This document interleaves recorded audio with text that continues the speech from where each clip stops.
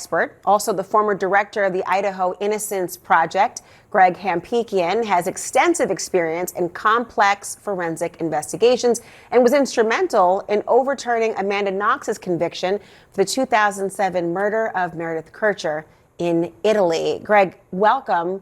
I'm glad to have your mind with us because I need you to explain for my audience what is mixed DNA and how do you extract the information that investigators need without jeopardizing the evidence? So mixed DNA is just what it sounds like. It means more than one contributor. So if there's one contributor to the DNA, you run it on your machines and you get peaks that represent the DNA profile. I can teach a 10-year-old how to match a single contributor DNA profile of reference to evidence. When there's a mixture, it's hard to tell which peaks belong to which person. It's not impossible. There are a lot of great new computer programs that help us go through the data, but it complicates things quite a bit. And there is a certain number of people, each lab decides, where they'll just throw up their hands and say, we can't do this. We can't do more than 4 contributors, a lot of labs will say. But there are other labs that say they can go up to 10 contributors. So it does complicate things. I mean, the next step is normally to look at investigative genealogy if someone were to throw their hands up or to have inconclusive results. But you have cautioned that that can take a lot of time, but also has some other hurdles to overcome, right?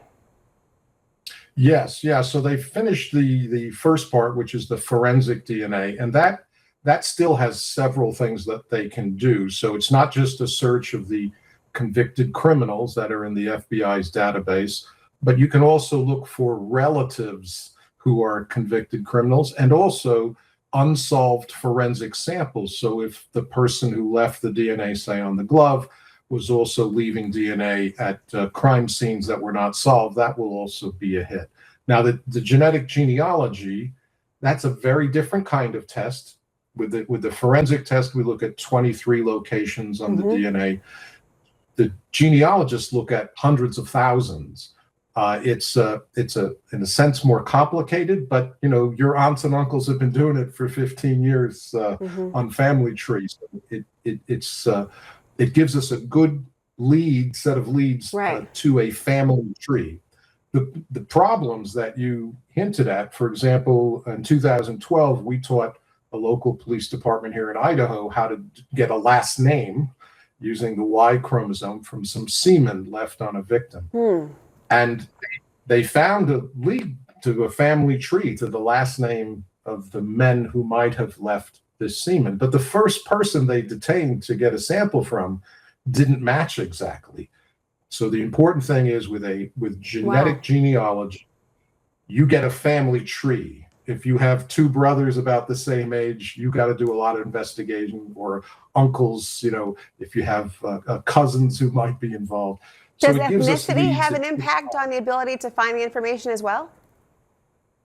Sorry? Does ethnicity impact the conclusions? Yes. So ethnicity is really important. First of all, you get ethnicity information from those genealogical tests, but it turns out Caucasians have participated a lot in these genealogy databases. So if you have a sample left by a Caucasian, you have about a 75 to 85% chance of getting a reasonable family tree. With other ethnicities, they've participated less in these in these genealogical databases, and so they're just harder to draw a family tree.